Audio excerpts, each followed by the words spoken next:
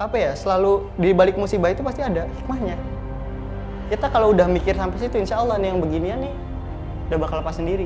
Bisa santet hilang sendiri, bisa. Tapi kita bisa nggak mengikhlaskan apa yang udah terjadi, itu yang sulit.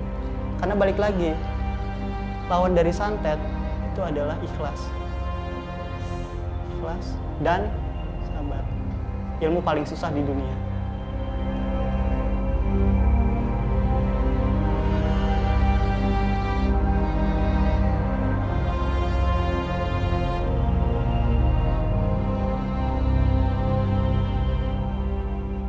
Halo Sobat Javanika, selamat datang di kelas Metafisika. Di kelas hari ini, kalian akan ditemani oleh Mas Amai sebagai dosen dan aku, Prita, sebagai asisten dosen. Hari ini kita mau bahas apa nih Mas Amai? Hari ini kita bakalan bahas tentang santet. Santet, ya benar banget. Jadi nanti Mas Amai akan menjelaskan apa itu santet, kemudian santet-santet yang paling populer di Indonesia, cara kerjanya bagaimana menangkalnya, dan dampak-dampaknya. Begitu teman-teman.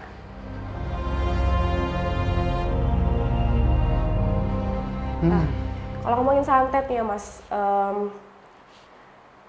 seperti yang kita ketahui ya, santet itu adalah salah satu praktik ilmu hitam yang paling familiar yang kita dengarkan. Betul. Di kehidupan sehari-hari. Dan itu bahkan ruang lingkupnya nggak terbatas, udah merambah ke dunia entertainment misalnya. Kayak yang terjadi ke salah satu musisi yang pada kesempatan sebelumnya sudah pernah kita wawancarai di obrolan santai, yaitu Mang Otong Koil. Katanya Mang Otong Koil ini selama 24 tahun kalau nggak salah, selama hampir setengah umur hidupnya itu mengalami santet, kena serangan santet. Awalnya di 10-12 tahun pertama, itu Mang Otong Koil tuh mikirnya dia tuh sakit secara medis, cuman karena tidak ada perubahan, akhirnya mulai berkonsultasi dengan praktisi. Dan pengalaman-pengalamannya dia tuh menurutku menarik sih, karena sampai nggak bisa ngomong, jadi nggak keluar suara tuh, nggak keluar suara. Dan pada saat itu dia sampai harus digorok gitu, dia ke praktisi dan katanya dia digorok. Terus pernah juga, sekujur badannya katanya sakit, ada titik-titik yang sakit. Dan pas dicek ke dokter, baru sampai halaman rumah dokternya, tiba-tiba sakitnya hilang. Dan itu terus-terusan. Serangan santet ini juga terjadi pada saat lagi proses rekaman, bahkan ketika manggung gitu. Pokoknya kompleks deh yang dialami sama Mang Otong Koil ini gitu. Nah, sebenarnya aku mau nanya, santet tuh beneran ada nggak sih Mas? Menarik. Jadi sebenarnya untuk santet sendiri itu memang masih jadi pro kontra ya, Kak Prita. Dari tahun ke tahun, bahkan dari zaman dulu sampai sekarang, bahkan di era digital sekarang ini, santet itu masih menjadi pro kontra gitu. Dan santet juga apa ya, tidak mandang, tidak ada klasifikasinya gitu. Mau siapapun pasti bisa kena santet. Oh, bisa kena? Siapapun? Bisa kena santet. Siapapun, mau orang itu, bahkan mohon maaf, dari kelasnya kiai, ustadz, sampai ke orang mungkin bahasa kasarnya adalah kurang mampu. Gitu. Jadi kalau menurutku secara pribadi, santet itu ada. Bahkan sempat diceritakan juga di Al-Quran bahwa memang pada zaman dahulu, di era Nabi Muhammad SAW pernah terkena sihir. Gitu. Jadi apa sih santet sebenarnya? Santet itu merupakan bagian dari sihir atau ilmu hitam. Gitu. Dan efeknya cukup berbahaya juga bagi manusia. Cukup berbahaya? Cukup berbahaya. Tapi bisa sampai, maaf, meninggal gitu nggak? Ya. Bisa? Bisa. Jadi dari tahun ke tahun ya, dari zaman dahulu, zaman Nabi, bahkan zaman sebelum ada ajaran Islam pun, ilmu-ilmu hitam itu sudah banyak. Sudah merambah ke seluruh dunia gitu loh. Bukan cuma Indonesia bahkan gitu. Eropa dan sekitarnya, mereka juga menggunakan ilmu hitam itu. Gitu. Nah, yang terkenal di Indonesia adalah santet. Gitu. Bahkan kan sempat ada kejadian yang sangat-sangat tragis ya, dari historical di Banyuwangi, gitu kan. Nah itu salah satu mungkin dari salah satu case santet yang terkenal di Indonesia gitu. Ya sih, aku pernah baca tuh beritanya pada tahun 98 itu ya, Iya, ada betul. geger santet dan ya sangat disayangkan pada saat itu, turut berduka terhadap para korban Betul. juga, turut berduka. Semoga tenang. Dan dari berita itu ya Mas, aku jadi bertanya-tanya sebenarnya kan kalau di Banyuwangi santet itu nggak selalu nge-refer ke kiriman santet yang seperti yang kita kenal ya. Jadi nggak serta-merta mengarah ke ilmu hitam, meskipun pada umumnya selalu dikaitkan dengan ilmu hitam. Nah, ada nggak sih Mas sebenarnya santet dengan ilmu putih? Jadi kalau menurutku secara pribadi, untuk santet ilmu putih itu sebenarnya nggak ada ya. Nggak ada ya? Semua pasti berkaitan dengan magic. Oke. Gitu. Kalau kita ngambil sudut pandang dari keislaman, itu sebagai mayoritas agama di Indonesia, itu santet itu udah masuknya ke arah musyrik dan syirik gitu. Jadi apapun alasannya, entah itu santet putih, itu santet bagus, ataupun itu santet sehat mungkin, ya kan. Bisa aja contoh dalam suatu cerita kan tentang santet dikirimin peniti ke dalam perut gitu misalkan. Nah kan mungkin santet sehat nasi padang dimasukin ke dalam perut atau rendang atau mungkin bubur gitu kan. Ya tetap aja karena santet itu identikal dengan hubungan antara manusia dan jin. Manusia dengan jin. Iya, begitu pula dengan manusia dan ilmu sihir gitu yang sangat menyimpang dengan ilmu ketuhanan gitu. Jadi mereka bersekutu. Seperti itu. Jadi makanya mau apapun sebutannya, ini menurutku ya, mau apapun sebutannya santet putih, santet sehat tadi atau santet apapun, itu nggak ada yang bagus. Nggak ada yang bagus ya gitu. Iya. Dan nggak bisa berasal dari ilmu putih. Betul gitu. Jadi mungkin di kasus yang geger santet itu lebih ke karena perbedaan makna santetnya itu sendiri ya Betul, gitu. dan itu pun masuknya ke arah politik sih ya. Jadi makanya ngeri banget gitu kalau kita ngebahas tentang itu. Oke. Tapi kan tadi Mas Amai juga udah sempat mention ya kalau santet ini bahkan melebar, maksudnya meluas di seluruh dunia lah kasarannya. Di Indonesia sendiri tuh ada nggak sih santet-santet yang paling populer yang Mas Amai sering temui kasusnya mungkin? Kalau aku memandang santet itu bukan berdasarkan nama sebenarnya. Semua pasti tiap daerah ada namanya loh. Ireng lah kemarin yang terkenal gitu kan, Janur Ireng lah, santet modelan kirim paku, santet apa dan lain-lain gitu. Cuman pada dasarnya santet itu intinya adalah mengirimkan sesuatu secara gaib berdampak negatif terhadap orang yang dikirimin. Sesingkat itu aja gitu. Jadi contoh ini alhamdulillah tim KTJ sudah memberikan contoh ya, membawakan alat-alat yang biasanya dijadikan medium atau media santet gitu. Ini boneka, gitu kan. Ini mungkin di luar sana bisa disebut voodoo. Voodoo, oh ya kalau Voodoo di juga. luar negeri ya. Iya, namun tetap sama gitu metodenya. Yang pertama bisa menggunakan boneka. Boneka ini nanti akan dibuat semirip mungkin kalau zaman sekarang ya, karena tiap era zaman itu berbeda-beda. Ada yang dari boneka jerami. Oh iya, aku paling sering lihat yang jerami Ya, itu. jerami beralih ke kayu ke keramik, dari keramik sampai sekarang bisa menggunakan boneka berbentuk orang. Terbarunya lagi bisa boneka berbentuk apapun, Apapun. asalkan ada foto. Oh, fotonya diletakkan di bagian muka. Di bagian muka gitu, nanti fotonya ditempel di muka. Nah nanti jangan lupa, nah ini juga yang jadi mention paling utama ya dalam ilmu persantetan yang harus kita waspadai. Yang pertama adalah nama. Nama kita lengkap, nggak boleh tersebar luas lah. Oke. Nama asli lengkap, apalagi ditambah dengan tanggal lahir. Ya kan? Dan jam ngaruh juga. Semakin spesifik semakin berbahaya. Oke. Selanjutnya adalah kalau di kepercayaan Jawa ada weton. Kalau di kepercayaan Western ada zodiak. Terus setelah itu nama orang tua, bin atau binti.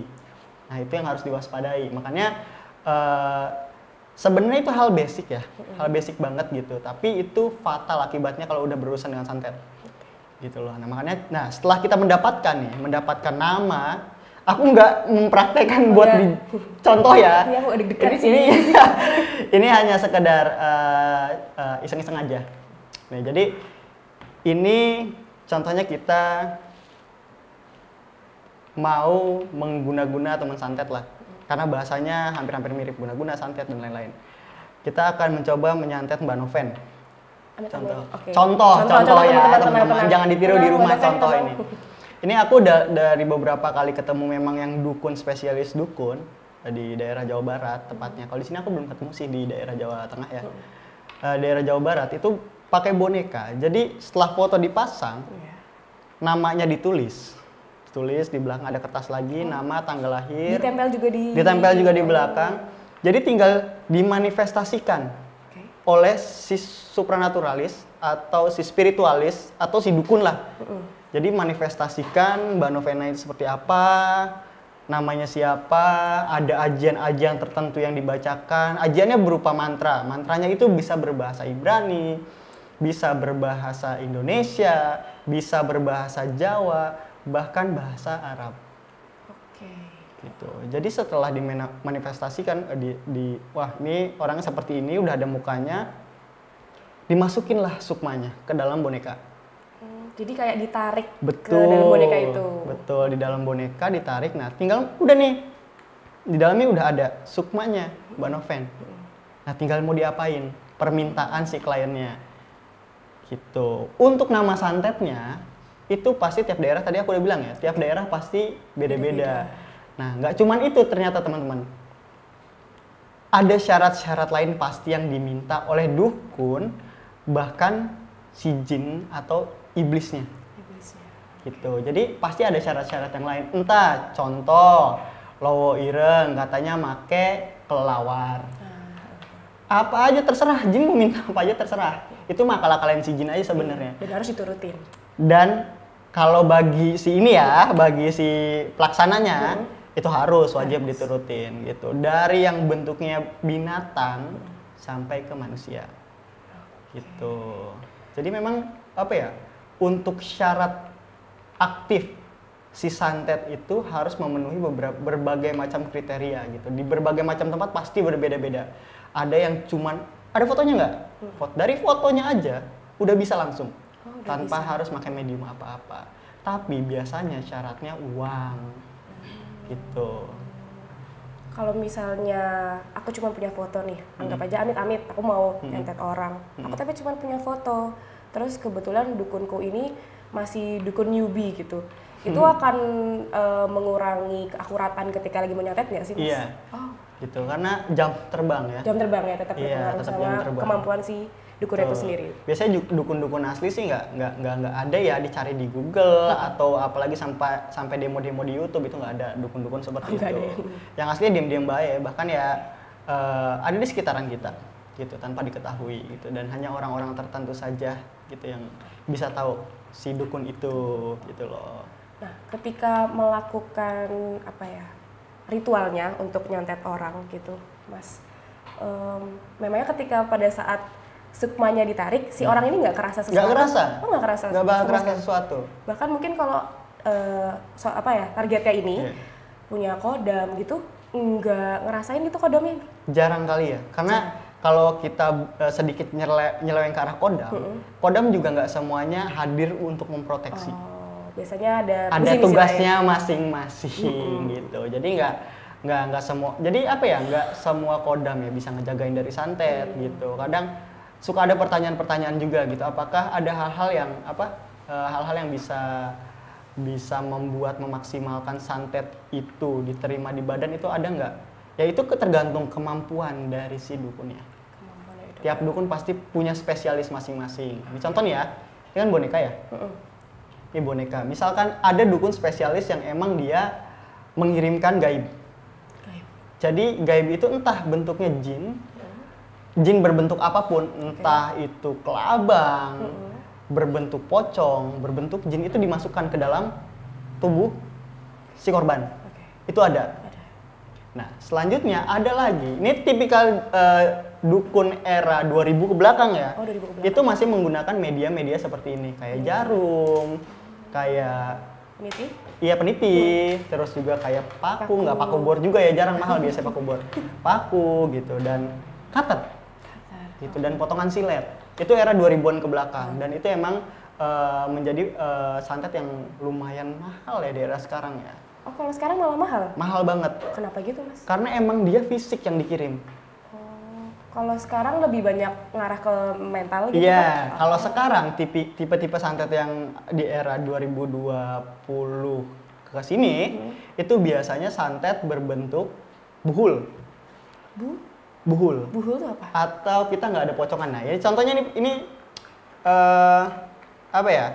Ini iketan pocong lah. Oke. Di dalamnya diisi ada tulang binatang, syarat dan macam-macam lah. Yes. Nah, itu berfungsi sebagai perantara atau kendaraan jin. Jadi ada jin di situ, nanti itu ditanamkan secara gaib sama si dukun untuk berada di rumah si korban. Gitu. Nah, makin ke sini itu santet udah nggak se-epic, sebenarnya itu epic ya, keren ya, modelan seperti itu ya. Tapi santet semakin ke sini itu semakin berbahaya bahkan menurutku. Karena sangat-sangat susah untuk dideteksi karena kaitannya sama masalah mental.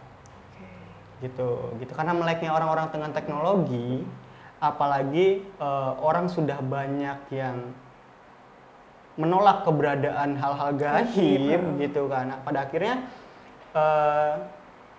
santet ini akhirnya menjadi tanda tanya di masyarakat gitu. Walaupun korban yang speak up banyak, tapi akhirnya keluarga ataupun orang sekitar nggak percaya. iya, gitu. nah itu makanya sulit banget sekarang untuk dideteksi, kecuali memang si korban sudah melakukan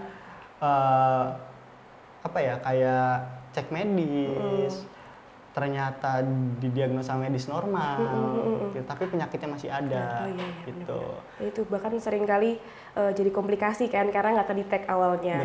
Betul. Nah ini di lately yang kemarin aku kebetulan di Magelang, itu sama gitu. Modelan santetnya itu ngebuat si isi rumah itu jadi panas. Oke. Dia nggak ngirim benda apapun, nggak ngirim paku, nggak ngirim peniti dan lain-lain, cutter enggak, tapi membuat situasi rumah jadi nggak nyaman, gitu ya. Panas gitu, nggak betah, emosi terlebih. Jadi pengen berantem terus rasanya. Walaupun masalah kayak biasalah naruh anduk di kasur gitu ya, itu bisa menjadi pukul-pukulan bahkan sampai minggat-minggatan gitu loh. Saking kuatnya santet sekarang. Seperti itu. Oke, berarti sebenarnya santet sendiri tuh ketika dikirimkan ya, itu bentuknya bisa dalam bentuk barang-barang seperti ini, bisa jin juga gitu, tergantung requestan dari orang yang mau ngirim juga. Betul. Dan ketika dikirimkan, misalnya ini bentuknya fisik, Mas, itu kadang munculnya taunya gimana? Kayak tiba-tiba dimuntahin kah atau gimana? Kan sering ada yang kayak misalnya muntah paku atau muntah apa. Betul. Nah itu kan oldies banget ya, santet oldies banget ya, memang terkenal dan sangat sangar juga gitu. Dan sekarang masalahnya selain banyaknya muncul spiritualis New Age atau yang spiritualis yang menggunakan mediumnya batu, kartu tarot. Kita sebutnya spiritualis New Age ya. Terus pendulum, terus bell cleanse gitu kan. Ternyata dukun juga ada yang masih pada baru. Maksudnya? Sama, mereka juga ada kayak santet itu bisa dipelajarin. Nah, mereka belajar lah, entah melalui gurunya, entah melalui buku, entah melalui YouTube, entah melalui artikel dan lain-lain. Tapi itu valid. Valid. Oh, valid. Oh. Gitu loh. Semua sebenarnya ilmu tuh tersebar luas, apalagi ya untuk menuju jalan kejahatan mah banyak lah gitu. Caranya ya. Iya, 1000 jalan menuju Roma kan gitu loh. Mau jahat apalagi. Biasanya apa sih landasan atau dasar orang untuk mengirim santet itu gitu loh. Selain dendam ada apa lagi? Biasanya paling kuat adalah energi dendam. Wah, sakit hati. Oh, dan yang kedua adalah iri. Dendam dan iri. Iya. Itu yang paling kuat biasanya dua-duanya. Paling kuat.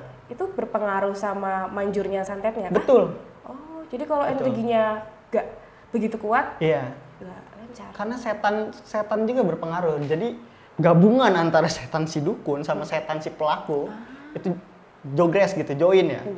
Join Collab. akhirnya ya collab ya. Collab.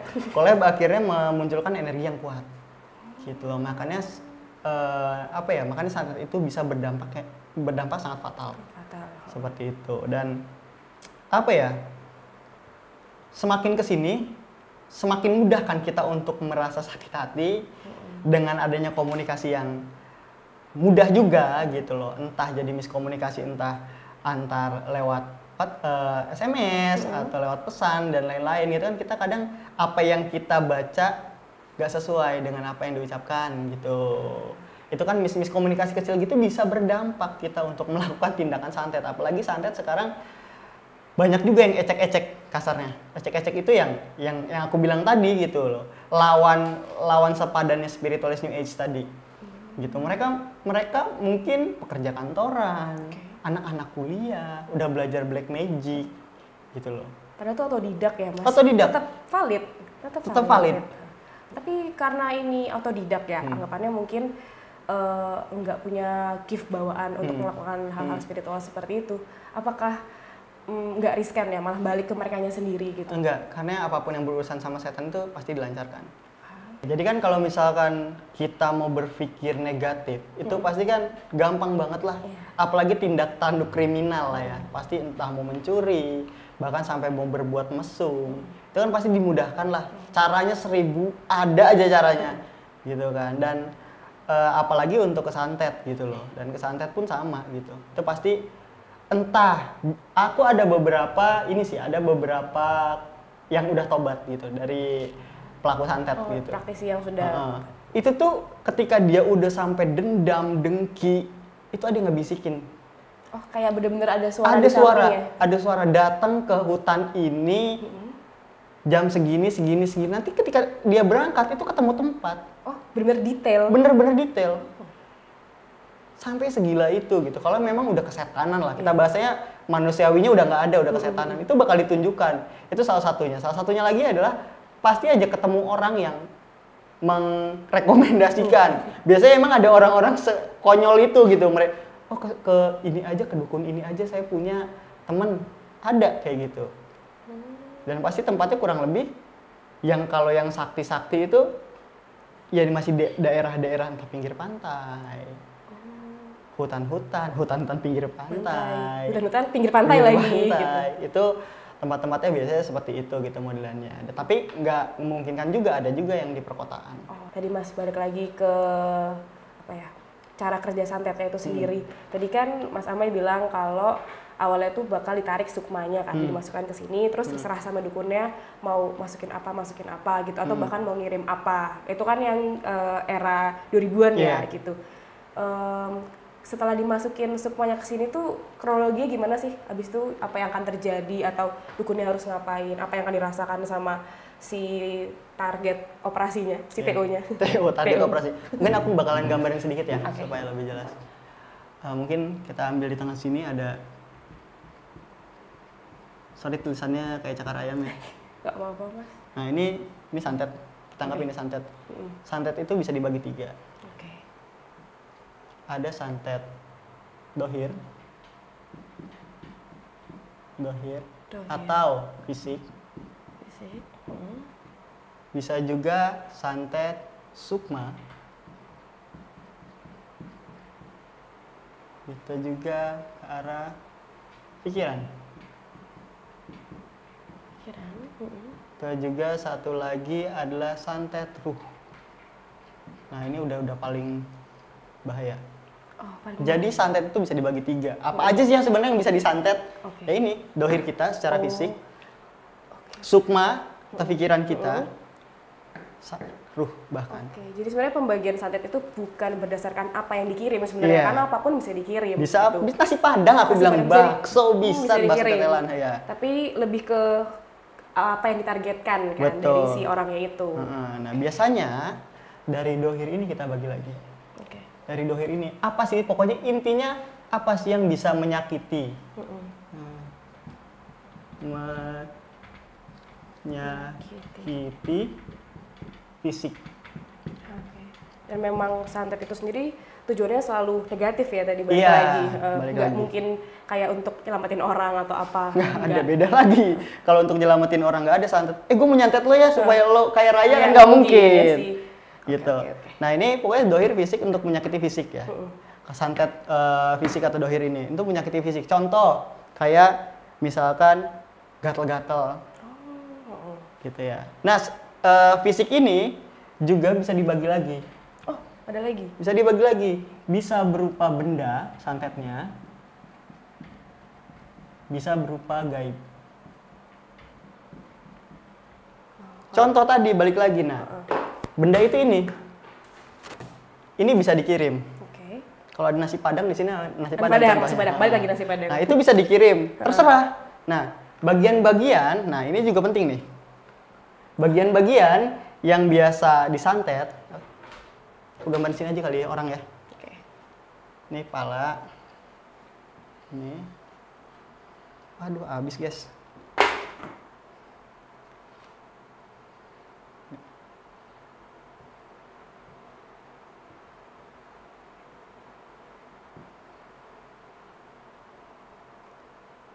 Kocak betul. Nah ini ya, emo dikit nggak apa. Nah Oke.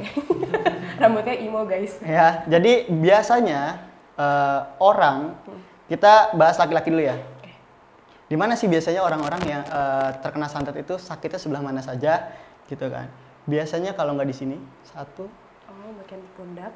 sini, di sini, di sini, Oh, leher. di sini, di sini.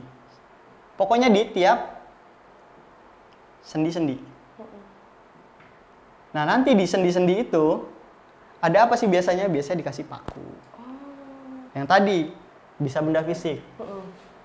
Nah bisa nggak sih mas kalau bendanya itu nggak berupa benda fisik tapi manifestasi? Bisa. Bisa juga. Jadi si dukun itu memanifestasikan pokoknya sakitnya rasanya seperti paku. Jadi di otaknya dukunnya tuh kayak Iya. kayak paku. Mantranya itu, energinya itu akan berubah menjadi paku dari Meskipun energi. Memang nggak ada pakunya sih. Iya, jadi ketika nanti spiritualis atau orang-orang yang nyembuhin, peruqyah dan lain-lain bakal ngerasain di bagian-bagian ini, oh ini ada pakunya mas, tapi pakunya paku gaib. Oke. Gitu. Ini saya cabut ya, tapi pas dicabut memang nggak ada bentuk Nggak ada fisiknya, apa-apa. gitu loh. Tapi bisa dilihat sama praktisi yang lagi mau bantuin. Soalnya lately juga banyak, mohon maaf ya, kayak spiritualis atau yang nyembuhin itu pakai trik sulap juga, yang untuk menguntungkan dirinya sendiri. Jadi nggak benar-benar dicabut. Jadi bukan nggak benar-benar dicabut, tapi dia emang pura-pura mengeluarkan paku dari badan orang itu. Padahal itu paku yang dia bawa sendiri. Oh, jadi nggak benar-benar nyembuhin ya? Iya, begitu. Oke. Tapi ini kayak berarti kayak case-nya Mang Otong Koil ya, kan katanya sakit di beberapa titik gitu dan Iya. rasanya kayak ketusuk jarum kalau ya. Betul. Nah, selain di bagian badan, pasti di mata, hidung sini, mulut, dan kepala.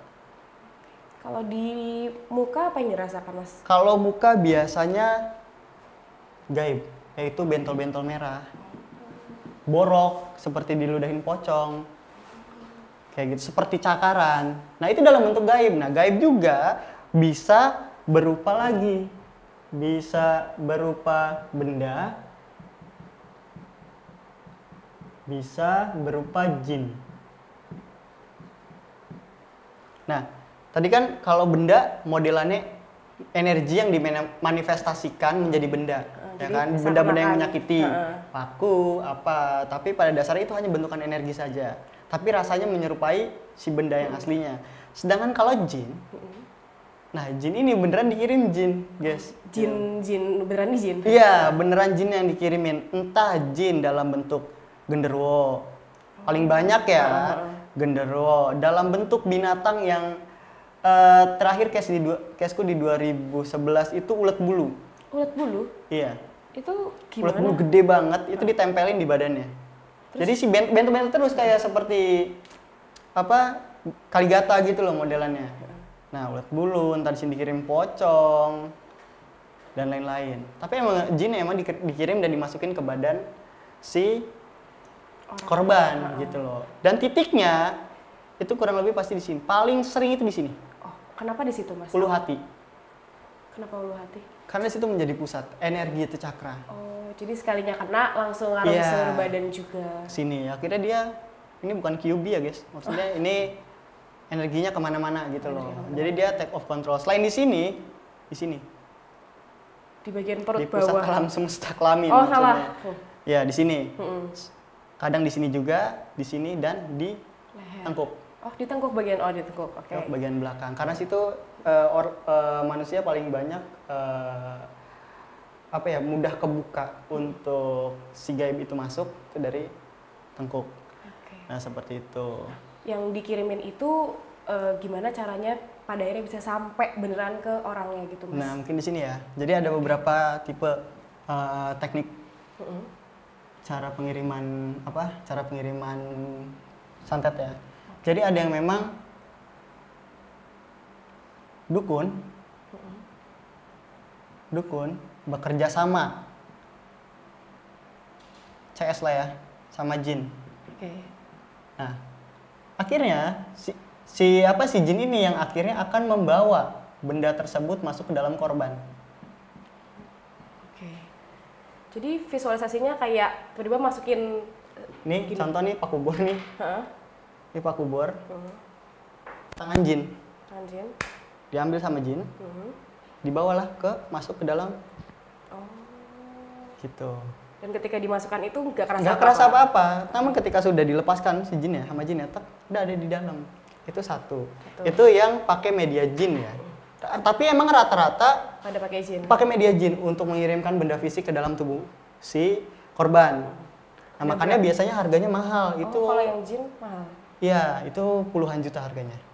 Itu kalau misalkan si dukun lagi yang tadi pakai energi, set, energi dan manifestasi. Biasanya bayarannya ya agak-agak juga, cuman tidak sesusah.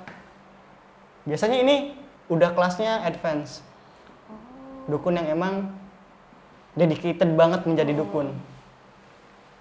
Aku kira malah yang paling advance malah kalau energi, karena kan berarti dukunnya tuh harus benar-benar fokus, harus benar-benar aku mau masukin ini, aku mau masukin ini gitu. Enggak, bahkan ini yang sekarang lagi musim. Oke. Yang dipelajari sama dukun New Age kita sebutnya. Ada spiritualis New Age, ada dukun New Age gitu. Dan ini yang lagi rame di 2020 now. Yeah. Ini kan kategori dari apa yang membawa ya Mas ke target operasinya.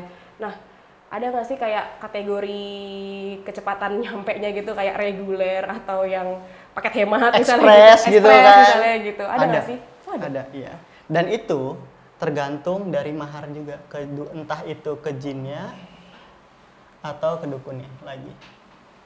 Karena itu kan terkait kontrak ya. Mau kapan nyampenya? Mau sekarang kah dimatikannya gitu. Itu mahar ke dukun sama ke jinnya. Dan bentuknya pun macam-macam permintaannya. Entah dia minta kambing, minta anaknya. Serem banget sih itu. Yang paling serem adalah kalau jin minta anaknya sih bodo amat ya, tapi kalau dukun yang minta anaknya. Itu buat apa? Ya buat dikawinin. Buat dikawinin sama dukunnya sendiri. Iya. Dan itu ya namanya orang udah kesetanan ya, pasti bakal dikasih-kasih aja. Kasih aja ya. Dan itu banyak terjadi. Gitu. Jadi apa ya? Sebenarnya dalam ilmu gaib, terutama di persantetan, nggak cuma soal jin, tapi sekarang soal energi dan manifestasi. Contoh, apakah kita mendoakan orang yang buruk-buruk udah masuk santet? Bisa jadi. Oh, bisa. Jadi doain, ngomongin, kayak nyumpah-nyumpahin itu juga termasuk santet.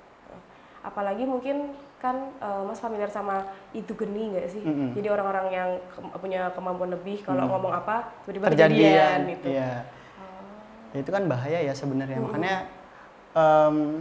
kita dalam kasus santet ini kita nggak bisa berbuat banyak. Maksudnya nggak bisa berbuat banyak karena kita nggak bisa mengatur perasaan pikiran orang lain gitu loh. Makanya yang patut kita jaga hanyalah perilaku, Tutur ucapan, kata. kata-kata, perasaan gitu loh. Itu aja udah menjaga, masih tetap aja bisa dikasih Iya.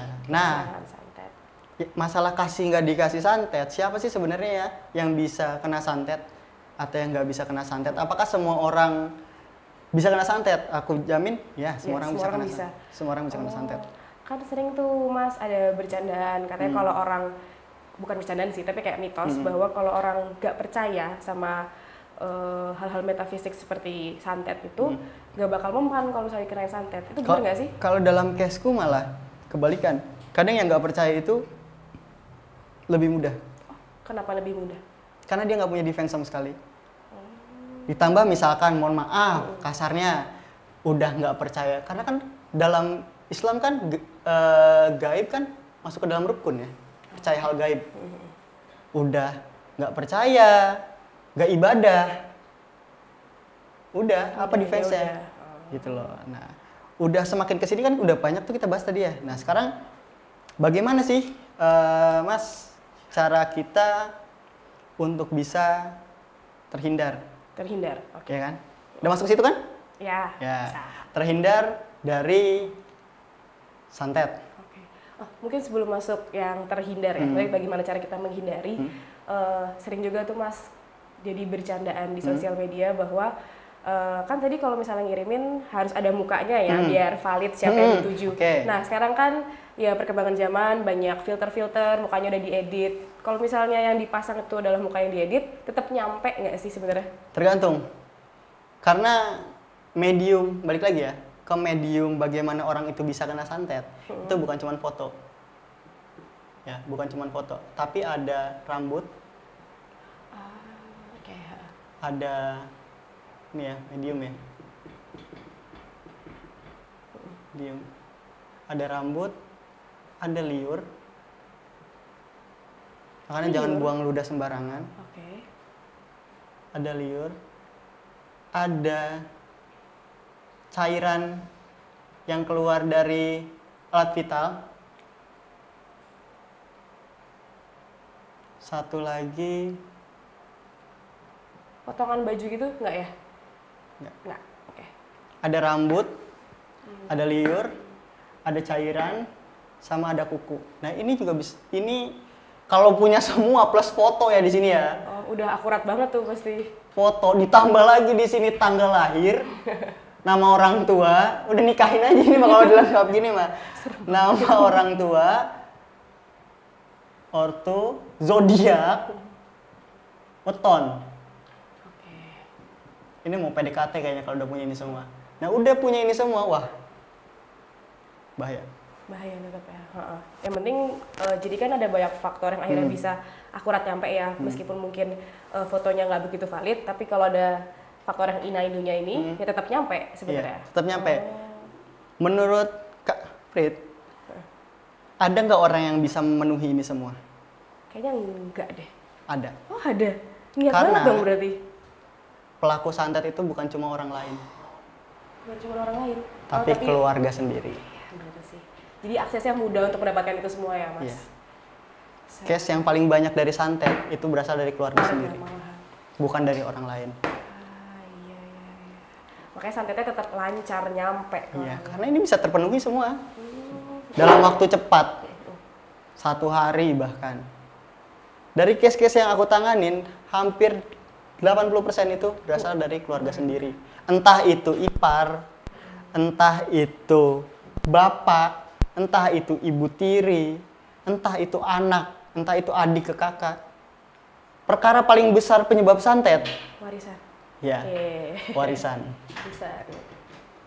Selain karena iri dan dengki dan kawan-kawannya tadi ya. Ini faktor santet Hal yang sering ditemukan. paling kuat. Ini karena ada weton ya Mas, aku jadi kepikiran. Ada nggak sih weton-weton yang lebih rentan kena santet sama yang bahkan mungkin lebih resistan gitu, nggak kena santet? Sebenarnya tergantung, balik lagi itu keyakinannya ya sebenarnya. Kalau misalkan di Jawa mungkin ada kebalikannya lah. Misalkan kalau misalkan itu legi gitu ya, biasanya ngirimnya apa? Kliwon. Atau enggak itu biasanya apa dikirimnya kapan. Oh, Kayak jadi gitu loh. di luar sih fotonya dia. Betul, gitu loh. Dan ya ini faktor-faktornya yang harus dilengkapi ketika melakukan santet. Gitu. Udah punya lengkap ini semua, cari tukang santet apa pasti gampang, kita mikir. Ntar juga ada, kalau nggak ada yang ngebisikin, ada yang rekomendasiin. Gitu loh. Karena sekocak itu gitu, perkara santet itu. Semudah membalikan telapak tangan bahkan.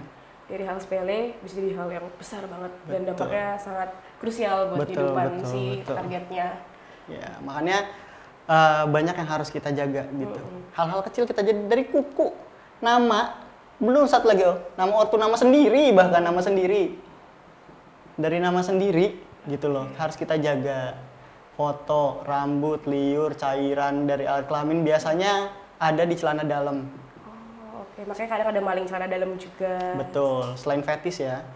Ada juga yang memang dipergunakan untuk santet. Terus ada kuku, potong kuku, biasanya dibuang sembarangan.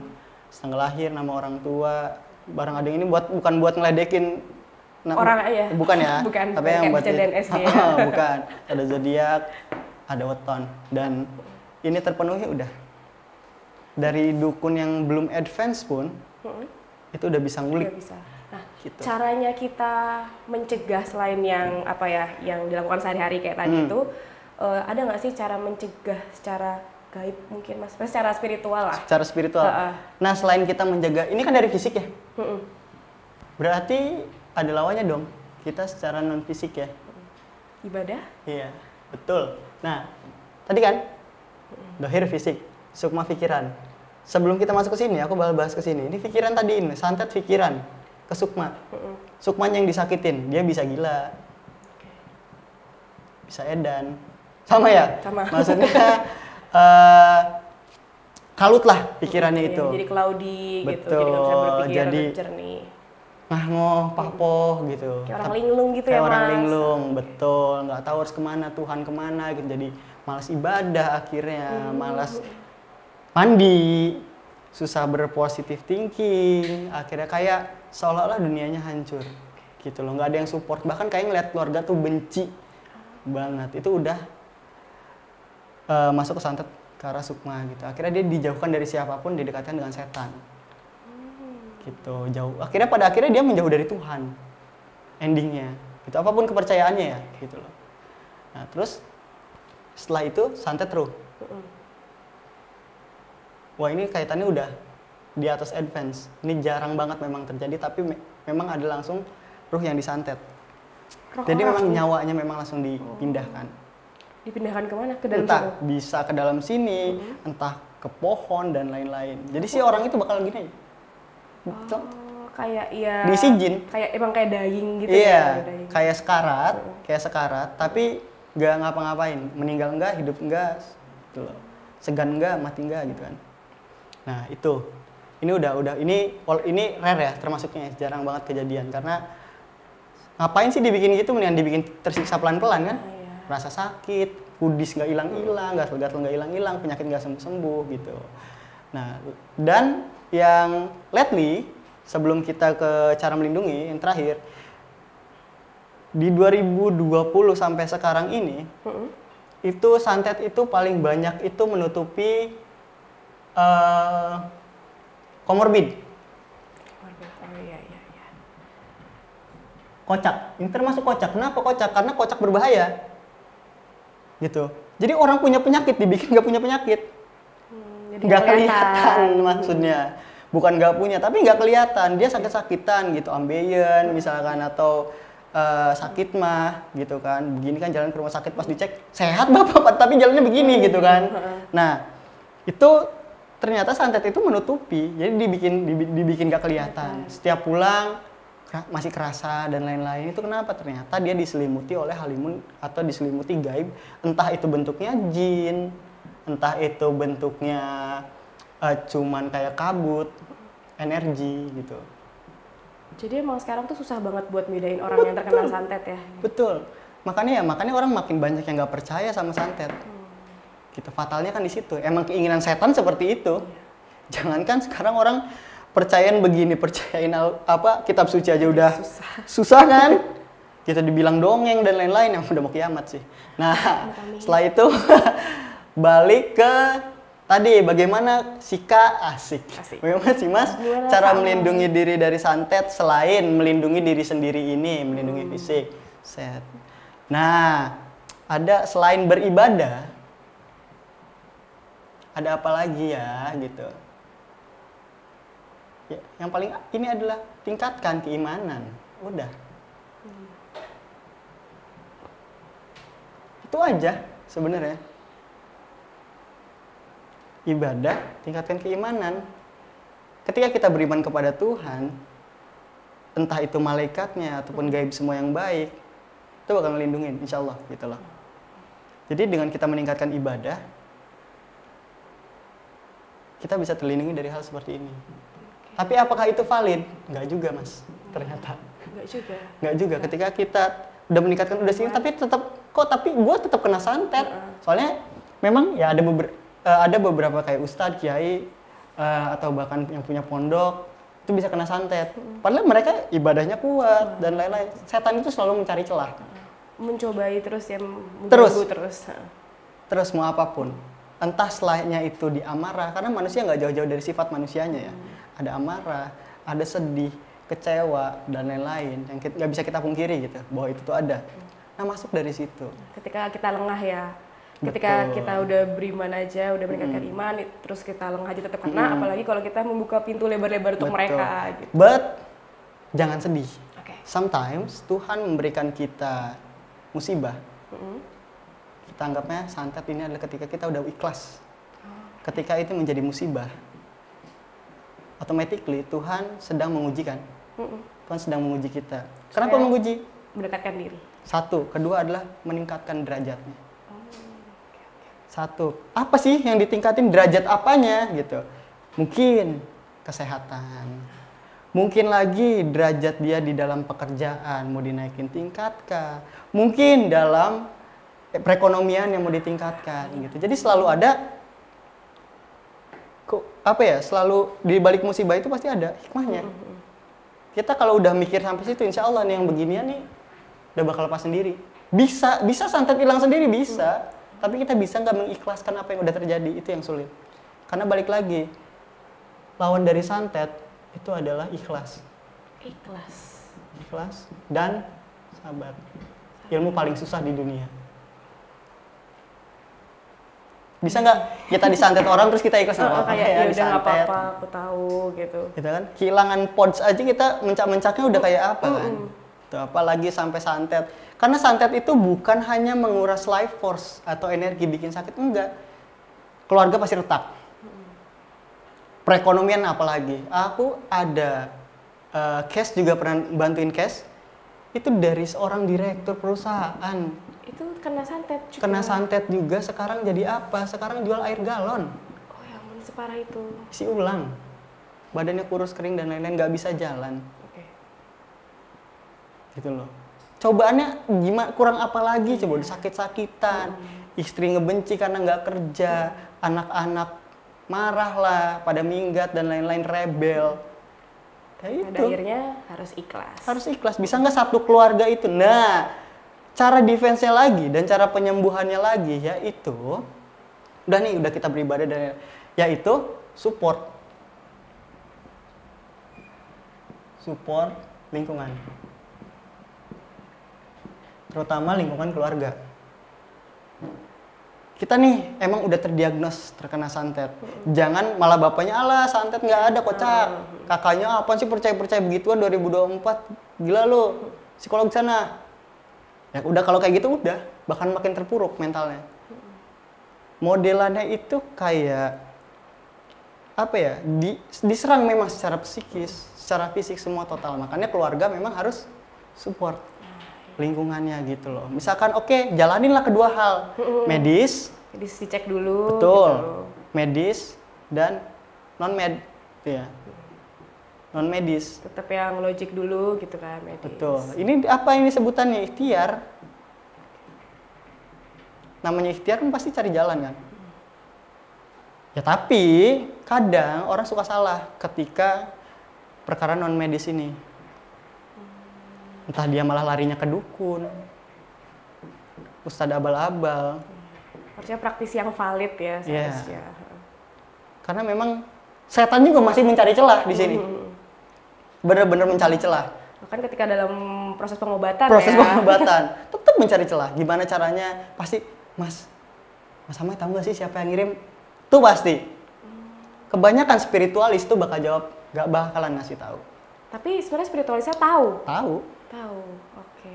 Ketika memang dia bertanya pada jinnya siapa, atau bahkan ketika si spiritualisnya nyurupin si jin, ngeliat gambarannya dia, apa yang dia lihat ketika di tempat dukun. Tapi nggak mau, karena manusia tetap manusia, punya hati.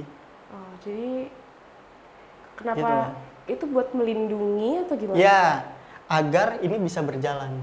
Oh, jadi kayak diserahkan kembali ke targetnya gitu sebenarnya kan. Misalnya orang yang akhirnya kena musibah ini untuk pada akhirnya ikhlas. Gitu. Kalau masih nanya siapa yang ngirim, berarti belum masuk tahap sini. Oke. Ih, kompleks banget Kompleks. ya santet. Sekompleks itu santet. Sekompleks itu ya. Betul. Serem banget. Ini pun masih bisa kita bedah banyak lagi, sebenarnya banyak banget. Dari bentuk-bentukan seperti apakah gitu untuk jin-jinnya yang biasanya muncul ketika santet. Terus juga bisa ya kan tahan berapa lama gitu si santet ini. Biasanya tahannya santet di dalam tubuh seorang itu bisa seumur hidup. Oh, bisa ya. Serem banget, seumur hidup loh. Oh, mungkin seperti yang dialamin sama Mang Otong Koil kan, itu kan sudah hampir seumur hidupnya, setengah umur hidupnya gitu, dan bahkan masih kena sampai sekarang. Gitu. Kalau dalam case-nya Mang Otong, itu memang kita tuh berduka cita ya, gitu. Semoga Mang Otong cepat sembuh. Tapi memang di situ yang diserang semuanya, fisik, dohir, sukma, pikiran. Ya kan bener-bener apa yang ada di sini tuh teraplikasikan gitu. Dan sebenarnya Mang Otong pas di obrolan santai juga udah bilang kalau udah punya kecurigaan sama siapanya gitu yang ngirimin, dan cuman kan mau ngapain juga, dan pada akhirnya Mang Otong ya berdamai dengan itu juga. Balik lagi ikhlas dan sabar. Wah, seru banget pembahasan hari ini ya, kelas hari ini Mas. Jadi perkara santet ini intinya kita nggak boleh terlalu takut banget sama santet, nggak boleh juga terlalu menyepelekan juga enggak, karena hal yang gaib itu nggak ada yang spesifiknya tahu detailnya, entah itu kapan, dalam bentuk apa, itu masih angan-angan, itu nggak ada yang tahu karena sifatnya gaib kan. Namun kita bisa mengetahui itu ketika sudah menyerupai, kayak menyerupai penyakit, musibah kan salah satunya gaib kan, termasuk musibah kan termasuk gaib gitu. Jadi kita tahu itu musibah ya ketika udah terjadi musibahnya. Ya kan, rezeki juga gaib. Kita tahu itu rezeki kita ketika udah yang kita dapat gitu. Begitu pula santet. Harus selalu berjaga-jaga ya, karena hari buruk tuh nggak ada di kalender. Gitu. Betul banget. Jadi intinya kita harus tetap tingkatkan keimanan kita sebagai umat beragama. Ya kan. Terus juga keyakinan kita gitu sama Tuhan. Tuhan itu pasti selalu ada, entah malaikatnya yang menjaga kita atau entah apapun bentuk yang Tuhan berikan dalam bentuk sixth sense dan lain-lain, kita harus terima, kita harus bisa menggunakannya dengan baik buat melakukan hal-hal positif, hal-hal baik. Terus setelah itu ya dengan apapun yang sudah terjadi, itu kita cuman butuh ikhlas sama sabar aja. Kita nggak boleh sedih, kita nggak boleh kalut, kita nggak boleh bingung, karena kunci dari kesembuhan apapun, bahkan bukan santet ya, apapun kunci dari kesembuhan itu adalah ketika kita udah ikhlas menerimanya dan sabar gitu. Aku tersentuh. Kenapa yang tersentuh ya, kayak kan harus ikhlas tuh loh. Iya, tetap kunci utamanya adalah si ikhlasnya betul, itu betul. harus legowo. Dan tadi Mas Amai juga bilang ini kan pembahasannya asik banget ya Mas Amai. Masih, dan ini kan udah banyak banget yang dibahas. Itu bahkan masih bisa dibahas lebih lanjut. Masih bisa dibahas lagi. Mungkin bisa jadi apa ya, materi berikutnya. Betul, karena masih ada turunan-turunan lagi dari santet. Ini kan baru turunan nih, mungkin ada kesamping-kesampingnya lagi. Ada lagi ya? Ada. Menarik tuh mungkin teman-teman untuk dibahas di episode kelas Metafisika berikutnya. Oke, Mas Amai. Ya, sorry. Gimana? Ini barusan nggak praktik kan, Bukan. Mas? Oh, masih bahan open ya? Dikeluarin dulu. Udah. Udah. Nah, udah bisa. Ngeri nih bercandanya teman-teman tahu. Jadi selanjutnya nih. Canda ya teman-teman. Oke. Mas Amai terima kasih hari ini atas kelasnya, sangat Sama-sama. menarik. Teman-teman Jevanika semua, terima kasih juga sudah menonton sampai habis. Semoga apa-apa yang sudah diberitahukan, apa-apa yang sudah diajarkan, informasikan dapat berguna buat teman-teman semua juga. Terima kasih juga untuk DOS Indonesia yang sudah mensupport kelas hari ini. Buat teman-teman yang suka videografi, suka fotografi, bisa cek DOS Indonesia yang cabangnya sudah tersebar di mana-mana. Dan untuk di Jogja sendiri, cabangnya ada di Jakal KM5. Begitu. Oh iya, satu lagi teman-teman, jangan lupa buat membership obrolan santai. Pokoknya banyak banget benefitnya, dan untuk step-step lebih lanjut bisa cek di Instagram Podcast Opsan. Oke, sekian untuk kelas hari ini. Dan sampai jumpa di kelas berikutnya. Dadah. Assalamualaikum. Sama